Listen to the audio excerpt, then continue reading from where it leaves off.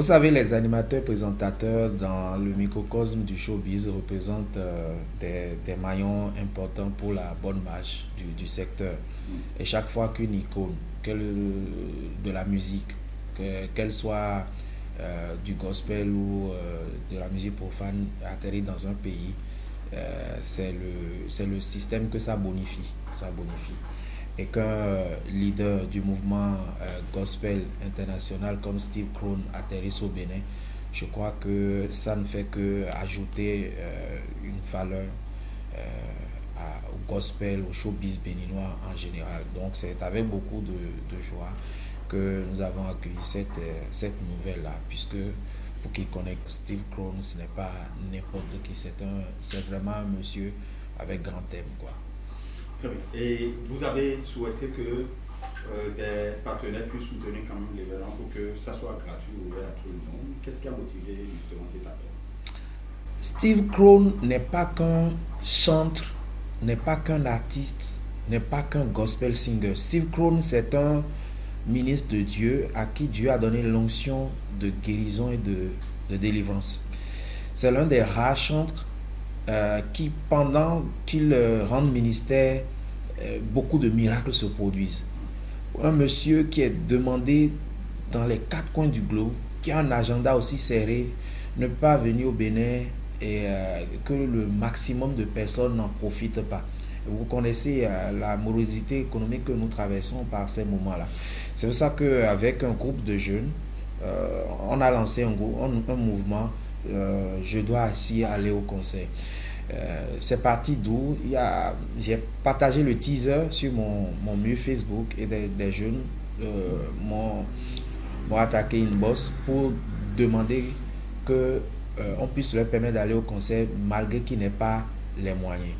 Donc j'ai trouvé pertinent parce que c'est quand même une valeur ecclésiale d'une portée vraiment de renommée internationale. Il ne peut pas être au Bénin et qu'on n'ait pas suffisamment de monde, suffisamment de personnes impactées. Et pour qu'il y ait autant de monde, il faut que ce concert soit gratuit, surtout pour la jeunesse béninoise. Donc j'ai dit, si, parce qu'étant moulé dans le système d'organisation des spectacles, si les organisateurs ont les sponsors, les mécènes qu'il faut, je crois que ce concert va pouvoir être gratuit.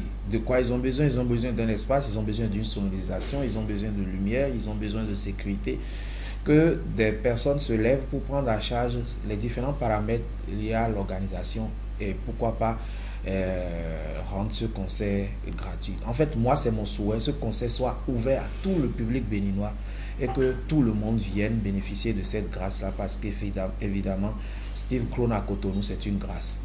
Très bien, effectivement, il y a quand même 48 heures qui sont réservées pour les professionnels de la voix, notamment les chantres et tout ceci. C'est vrai que depuis quelques années, on assiste à des masterclass. Quel message vous avez à l'endroit justement de ces chantres-là?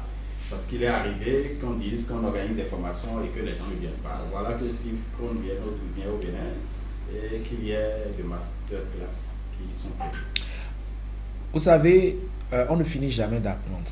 Et ça, beaucoup de Béninois ne l'ont pas encore intégré, que ce soit dans le monde du gospel ou dans le monde de la musique en général.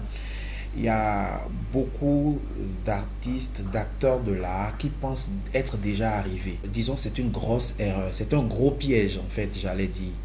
Quel que soit le secteur d'activité que vous embrassez. Moi, je suis présentateur, je suis animateur, je suis dans la communication en général, mais je continue d'apprendre. Je pense qu'il y a forcément quelqu'un qui est quelque part peut m'apporter un plus à ce que je sais déjà dans mon domaine d'activité. À partir du moment où vous pensez à tutoyer la cime dans votre secteur d'activité, vous dégringolez, c'est-à-dire que vous chutez complètement. Alors je veux dire aux chantres, aux acteurs du secteur du gospel béninois qui pensent qu'ils sont déjà super expérimentés, ils ont déjà tout fait, ils ont déjà tutoyé la cime des honneurs, qu'ils ne connaissent encore rien. Et que c'est une opportunité qu'il ne faut pas rater, qu'il faut saisir parce que ce que Steve Krohn a comme expérience à leur apporter va forcément ajouter ne serait-ce qu'une pincée de sel à leur carrière. c'est très bien que les organisateurs aient pensé à un masterclass, parce que un masterclass, c'est quoi? C'est un creuset de partage, d'échange d'expériences. Ce n'est pas une formation. Il ne vient pas apprendre aux gens à chanter. Il ne vient pas apprendre aux gens à rendre ministère. Mais ce qu'il a vécu de par le monde, de ce qu'il est, ce qu'il a rendu grand, il échange avec vous et vous prenez pour vous dedans. Donc je pense que c'est suffisamment important pour que les chants puissent s'inscrire et participer à cela.